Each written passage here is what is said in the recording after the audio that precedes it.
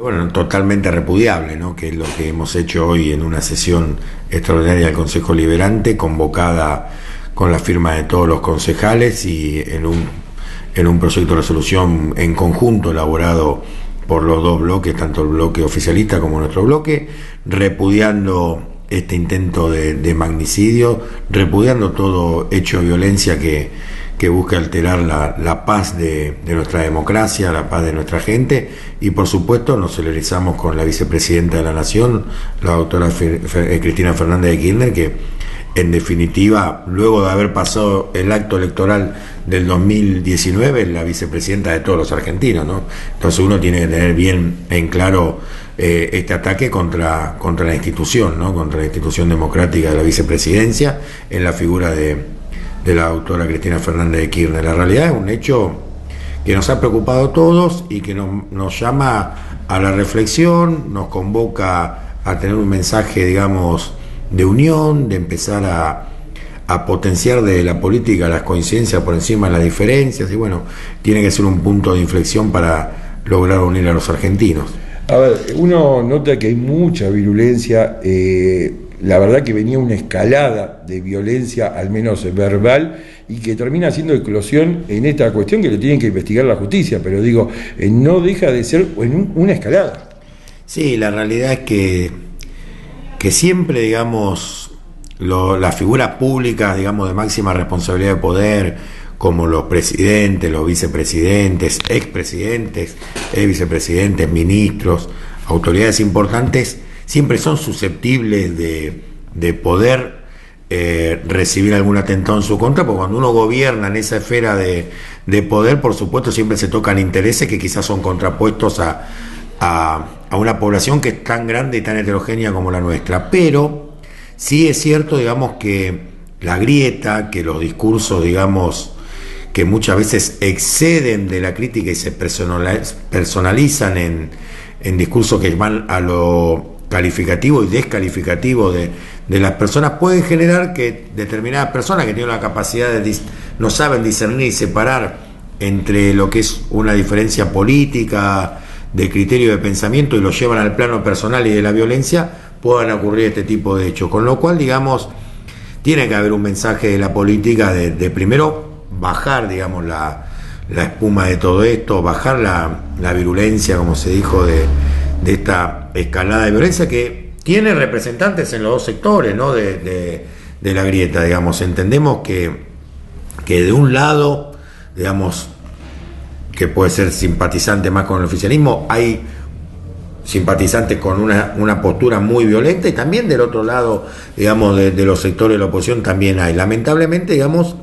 esas cosas pasan en una sociedad tan compleja y tan diversa como la nuestra. Lo que sí, los diferentes espacios políticos tienen que llevar adelante sus propios mecanismos de depuración con esos actores que pregonan la violencia, que instrumentan la violencia, que usan la violencia como método para poder discernir la diferencia de criterios o llevar, digamos, un debate por fuera de lo que es la institucionalidad. Entonces, digamos, primero tiene que haber un propio mecanismo de depuración de las fuerzas políticas, tiene que haber un mensaje también que ponga al amor, a la unión, a entender que para otro argentino no hay nada más importante ni mejor que otro argentino, que es el mensaje con el cual Perón regresa a la Argentina, que es un mensaje de unión, que se da con ese abrazo con Balbín,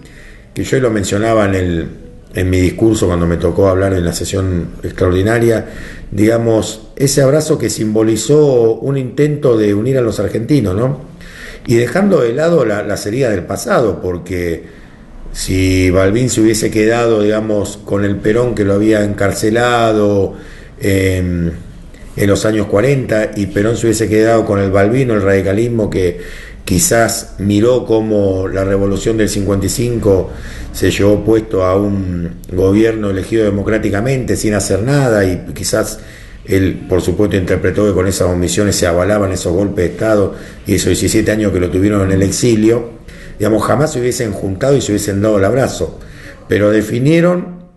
una prioridad, que era la unión nacional, y en base a esa unión nacional pensaron de que lo más importante era mirar para adelante, dejar de lado los rencores,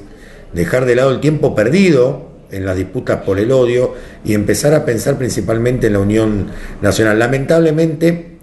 llegaron a esto en los últimos años de su vida, ¿no? El general Perón fallece poco tiempo después, un año y medio después de ese hecho simbólico tan importante,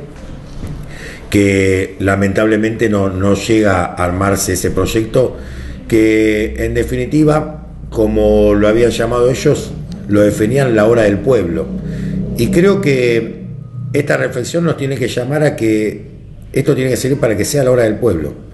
que se empiece en la política a debatir cuáles son las prioridades de la gente, empezar a hablar de la agenda de la gente, de empezar a dejar de lado los rencores, los odios y empezar a construir en base al amor. Lo decía Pepe Mujica en su discurso, yo lo mencionaba también, cuando en plena pandemia renuncia a su lugar de senador en la República Hermana de Uruguay, y él decía que en su jardín hacía décadas que no cultivaba ya el odio, ¿no? Porque el odio termina estupidizando las ideas y hace que las personas pierdan objetividad sobre la realidad. Y me parece que estamos en ese punto, ¿no? Donde se está perdiendo objetividad sobre los problemas que realmente preocupan a la gente, pero también objetividad sobre cuál es la respuesta que tiene que dar la política a esos problemas que le preocupan a la gente,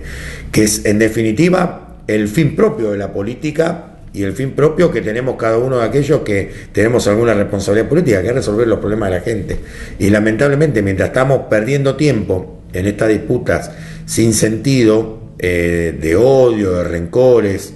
de revolver el pasado y no mirar para adelante, los problemas de la gente son cada vez peores. Entonces, nuestro llamado, Rodrigo, es un llamado a la unión de todos, ¿no? Nosotros en el Consejo Liberante General Rodríguez hace rato que estamos dando muestra de diálogo, de consenso, de que nos tocó el rol de ser oposición, de haber aprendido de los errores, de haber sido oficialismo y no haber tenido un diálogo como nos hubiese gustado con la oposición, de haber tenido viejas disputas con el oficialismo que nos han llevado muchas veces a enfrentamientos sin sentido, que no conducen a nada. Y bueno, y hoy estando en otro lugar y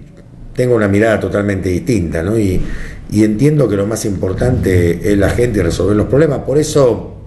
muchas veces hablamos de que de nuestro espacio, y sinceramente así lo practicamos, queremos que al intendente municipal le vaya bien. Y nosotros sabemos que él encuentra resistencias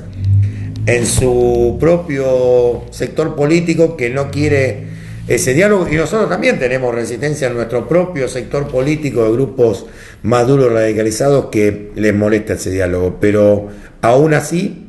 buscamos el diálogo de consenso porque para nosotros lo más importante es la gente, y queremos, y cierro con esto, que también en el gobierno nacional y también en la oposición con responsabilidades en el órgano, en el nivel nacional, se tomen los buenos ejemplos que pasan en muchos distritos, no solo como nuestro, porque hay varios distritos donde puede haber consenso y diálogo entre oficialismos y oposición,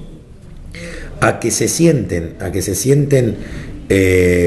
para lograr la unión de los argentinos y para de una vez por todas que llegue la hora del pueblo, ¿no? Que es lo que necesitamos.